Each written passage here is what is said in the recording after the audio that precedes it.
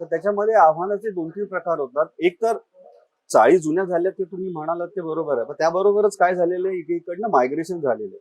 जे चाळीचे मूळ रहिवासी होते ते बरेचसे इकडनं सोडून गेले, की जागा लहान पडतायत, कुटुंब मोठी झालेली आहेत किंवा आर्थिक परिस्थिती सुधारल्यामुळे इकडनं सोडून गेले. तर कार्यकर्ते इकडनं मुळातच कमी होण्याचा प्रमाण त्यामुळे पण वाढलं होतं. त्यानंतर असं म्हणतं रिडेव्हलपमेंट मध्ये 3-4 वर्षे जी रिडेव्हलपमेंटची असतात त्याच्यामध्ये विस्थापित होतात सगळे. म्हणजे कोण कुठे जातं कोण कुठे जातं. त्यामुळे ते एक आव्हान आहेच सगळ्यांनाच ते आव्हान पेलावं लागतं. पण त्याचबरोबर आम्ही आता आता आम्हाला तरी अजून तो तसा प्रसंग आलेला नाही आहे, कारण अजून चाळ आमची व्यवस्थित आहे, आम्ही अजून चाळीत राहतोय.